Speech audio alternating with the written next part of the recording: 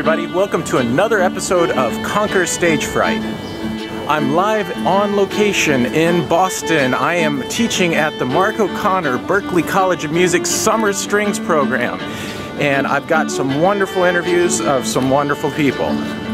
One of the great pleasures of teaching is that eventually your students can grow up to be your colleague. And in 1997, I had the privilege of meeting a very driven young girl who played viola named Gillian Gallagher. And Gillian went on to get both her bachelor's and master's at Juilliard, and she's now a member of the Appalachia Waltz Trio and the Mark O'Connor String Quartet. She has toured and performed internationally. She has taught at the Boston University Tanglewood Institute. And she's also someone who has totally conquered stage fright, and she has such a story. Wait till you hear her honesty, her candor, and her helpful hints from her own life. Enjoy. Hey everybody, Doc Wallace here with a special guest, Gillian Gallagher. We are at the Berklee College of Music, teaching at the Mark O'Connor Summer Strings program, helping expand and improve the overall level of violiness in the world. Gillian is a founding member of the Attacca Quartet, but she's now left that and is a current member of the Mark O'Connor String Quartet, doing some fiddling, doing lots of viola, chamber music teaching, and I've known her since she's 11, and I can safely say that she has definitely conquered stage fright, so which is why I want to share some of her expertise with you. So what we want to talk about specifically is something that came up in a viola class, which is the shakes. I had the shakes for as long as I can remember. I first noticed the shakes when I was really young, and I think I didn't perform very much when I was younger, so I think that might be why. The first time I noticed them was in a recital that I gave in 6th grade. I played Vivaldi A minor, and I was shaking like a leaf, and it didn't go well, and I was horrified. It came out of nowhere. I had no idea what to do, and my solution at the time was to stop performing.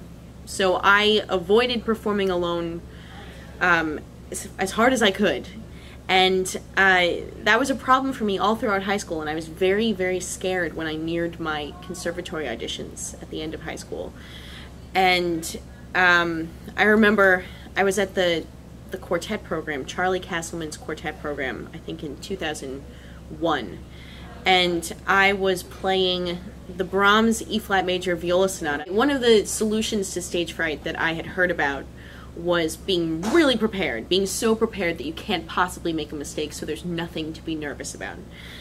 And first of all, I've found that this doesn't work for me. Of course, it's a good idea in general to be so prepared that you can't possibly make a mistake, but this didn't help my stage fright at all. And at the time, I was practicing Brahms E-flat. I would just practice the first line over and over and over again. I would go to the hall where I was going to be performing. I would stand up on stage, and everybody at the camp remembers this actually. This was like my thing. I would just practice the first measure over and over and over again, practicing not being nervous. And of course it didn't work at all. It was in the performance, that was probably the most nervous I've ever been, because when I got out on stage and felt this rush of adrenaline, I just knew. I knew that everything was going to go wrong, and everything that I had practiced for was lost. So that was definitely the most nervous I've ever been. And the performance was a disaster. People were coming up to me afterwards and going like, "Oh, well, good effort. You did good."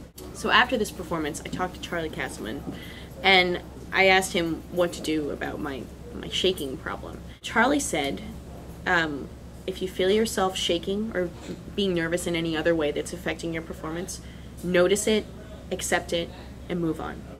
And at the time, when I was 16, this sounded like the stupidest advice in the world. It didn't sound like it was going to help me at all. I wanted something that was going to make me stop being nervous. I wanted a drug. And so when I got to Juilliard, I think my college auditions went okay, because I was really focused, and they meant so much to me that I couldn't let myself be nervous. And so when I got to Juilliard, it was a disaster.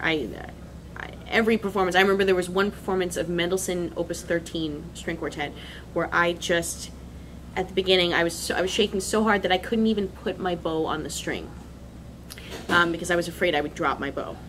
And so I actually just sat there with my bow above the string. It was really embarrassing. And I couldn't even put it on for like 4 or 5 lines, and afterwards my quartet was making fun of me because they thought I got lost. So this was a huge problem at this point. So I went on beta blockers. I convinced my teacher to tell me that it was a good idea to go on beta blockers.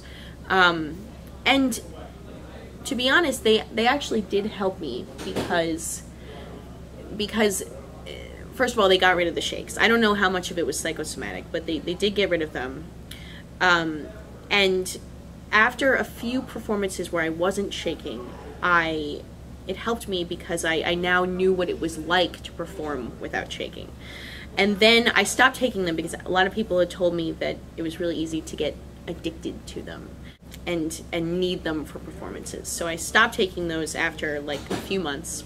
But now I had a clear picture of what it was like to perform without shaking. So I could go back to that memory, and that really helped me. But honestly, what's helped me the most to stop shaking is exactly what Charlie Castleman told me when I was 16 that I ignored for 5 or 6 years. I realized that before a concert, when I start shaking, which always happens to this day, if I'm really excited or nervous, or if I'm worried at all, or if somebody I know is in the audience who I'm trying to impress, my first instinct is always to like look at my hands and tell them to stop shaking. Like, stop doing that. And a lot of people told me over time to control my breathing, to try to control it, to slow it down myself. And I would try to do this. I would try to slow my heartbeat. So I would try as hard as I could to control my physiological reactions to nervousness. And I never found that this helped at all. What I did find helped, when I go out on stage and I'm shaking and I'm nervous, I notice it and I say, oh, okay, I'm nervous. Oh, that's very interesting. And I try as hard as I can to focus just on the music. And if I make a mistake, or if I play something worse than I practiced it, I try as hard as I can not to care and to just focus on the music. If I focus and if I accept that I'm nervous, if I move on, in about 30 seconds to a minute, my shakes will go away. And the rest of the performance will be the way I really want it. But I've kind of just accepted that the beginning of a performance is kind of you never really know what's going to happen, and you just need to notice it and accept it. When I was at Juilliard, one of the hardest things for me was every fall doing an orchestra audition. And this was like the most nervous that I got all year. And of course I really wanted to do well, so I really prepared all summer. I did my job. I learned all the excerpts. I played them for many people. I practiced them all the time. And the first few years that I was at Juilliard, actually the first like three or 4 years that I was there for 6 years, I totally bombed that audition. And I got really, really nervous. And since the audition only lasts like a minute and a half, 2 minutes, it was, I was nervous the whole time. I totally bombed, and I got terrible jury comments. So I actually gave up. And the 5th year that I was there, I didn't practice at all. I didn't practice those excerpts. I didn't even look at them. I decided, you know, this isn't something I can do. I'm just going to wing it. And so when I went into the audition, I had looked at them like a half an hour before. I did this on purpose.